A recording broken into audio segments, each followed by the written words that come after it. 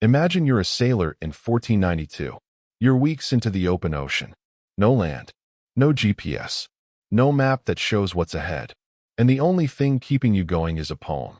A poem written by a Roman philosopher. 1500 years before you were born. That's not a metaphor. That actually happened. And the man who wrote that poem had no idea what he was doing. He was just writing a play about a woman who murders her children. Let's go back. Way back. Around 50 AD, in Rome, a man named Seneca is writing a tragedy. His full name is Lucius Annaeus Seneca. Most people just call him Seneca. He's one of the most powerful men in Rome at this point. Tutor to the future Emperor Nero. Philosopher. Playwright. Stoic thinker. He's writing a retelling of an ancient Greek myth. The story of Medea. If you don't know Medea, she's the woman who helps Jason steal the golden fleece, falls in love with him, and then, when he abandons her, destroys everything he loves. It's not a cheerful story, but in the middle of this very dark play, Seneca's chorus stops, and they start talking about something else entirely. They start talking about the ocean, about ships, about human ambition, about what happens when people refuse to stay within the boundaries the world gave them. Here's the context that matters. The story of the Argonauts, Jason's voyage, was, in the ancient world, the original story of dangerous sailing. The Argo was the first great ship, the first crew of heroes to cross seas that were never supposed to be crossed. And for Seneca and his audience, that first voyage wasn't romantic. It was transgressive. It was the moment humans decided the ocean wasn't a wall anymore. It was a road.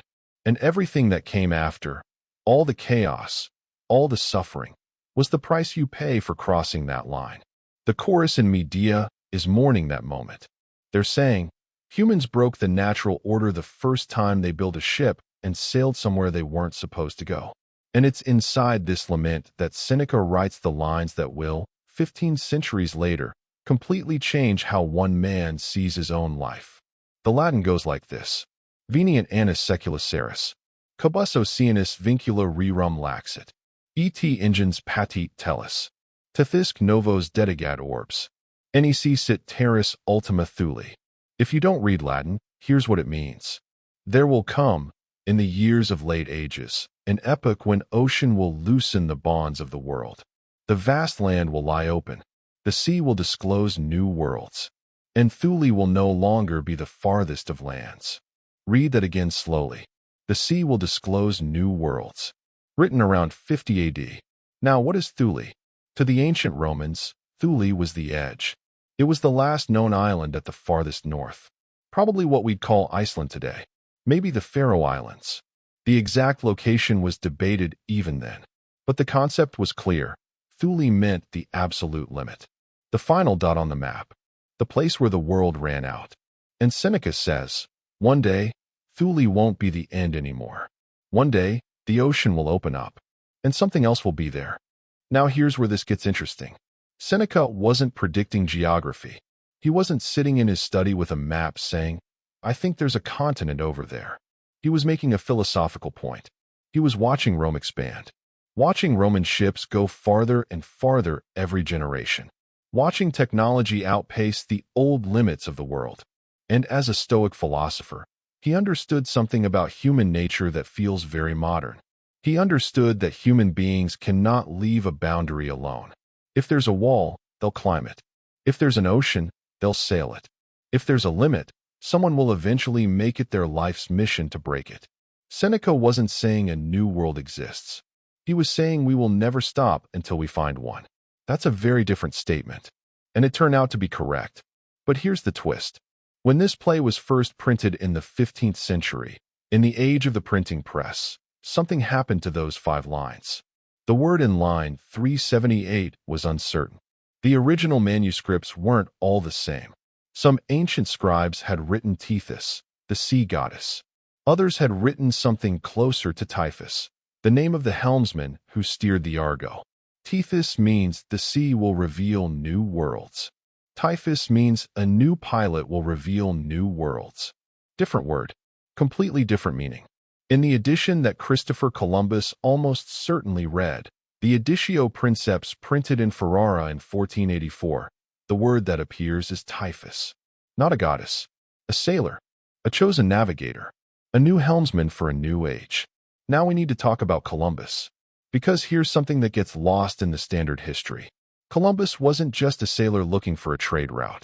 By the end of his life, Columbus believed, deeply, personally, without question, that his voyages were prophesied, not discovered, not achieved, prophesied. He believed he was living inside a divine script that had been written thousands of years before he was born, and he spent years collecting the evidence. Between 1501 and 1502, Columbus, recently stripped of his titles as governor of the New World, in disgrace, fighting to get his fourth voyage funded, compiled a handwritten document. He called it the Libro de las Profecías, the Book of Prophecies. It's about 70 pages, written in Spanish and Latin, mostly passages from the Bible, but also quotes from ancient philosophers, medieval scholars, and Roman poets. He was building a case that said, look at all these ancient words. Look at how perfectly they describe what I did. This wasn't an accident.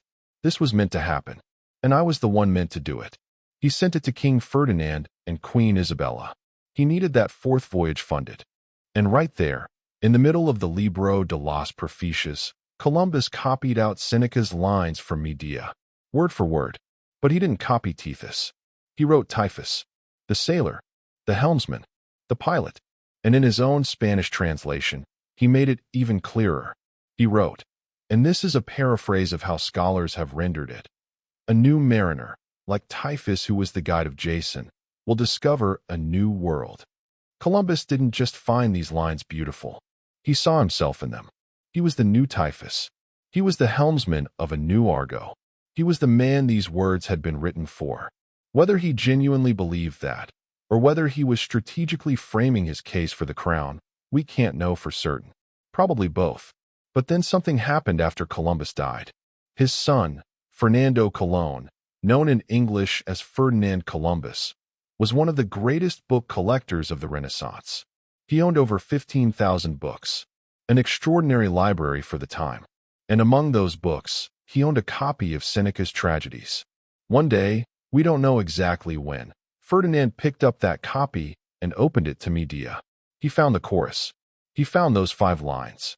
And in the margin, in his own handwriting, he wrote in Latin, Haec proficia explicita est per patrem meum Christophorum Colon Almirantum, anno 1492.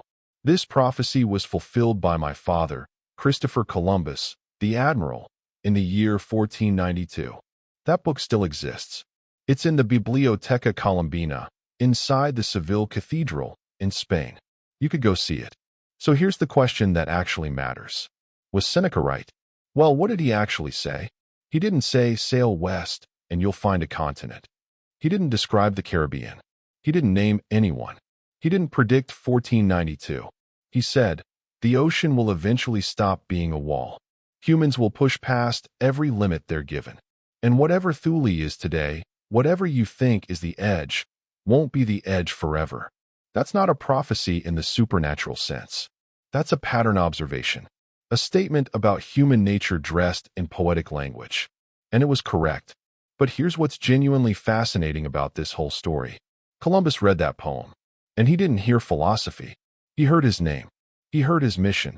He heard ancient confirmation that he was the chosen navigator of a new age. And that's a very human thing to do. We are meaning-making machines. We find patterns. We find signs. We find confirmation of what we already believe. Columbus already believed his voyages were divinely guided. He believed that for years. So when he read a Roman philosopher writing about oceans breaking open and new worlds appearing, he didn't say, interesting metaphor. He said, that's me. And he wrote it down, and built a book around it, and asked a king and queen to fund his next voyage because a Roman playwright had seen it coming. There's one more layer worth sitting with. Seneca wrote those lines as a warning. The chorus in Medea isn't celebrating exploration. They're mourning the transgression of natural law. They're saying, look at the chaos that comes when humans break the limits given to them. Seneca's prophecy of new worlds was, in its original context, an accusation, not a celebration. And Columbus turned it into a commission. Same words, opposite meaning. That's the kind of thing that happens when a text outlives the person who wrote it. When it crosses centuries and lands in the hands of someone who needs it to mean something specific. The words stay the same. The reader changes everything. A Roman philosopher died in 65 AD, forced to take his own life by the emperor he once tutored. He never knew his words would cross 1,500 years. He never knew a Genoese sailor would read them in a Ferrara printing press edition, alone at sea in his mind, desperate to prove his place in history. He never knew his play about a woman who destroyed what she loved would end up inside a book of sacred prophecies. And Columbus never knew, or maybe chose not to consider, that the text he was quoting wasn't a promise. It was a warning. That's the strange thing about ancient words. They don't care what you use them for.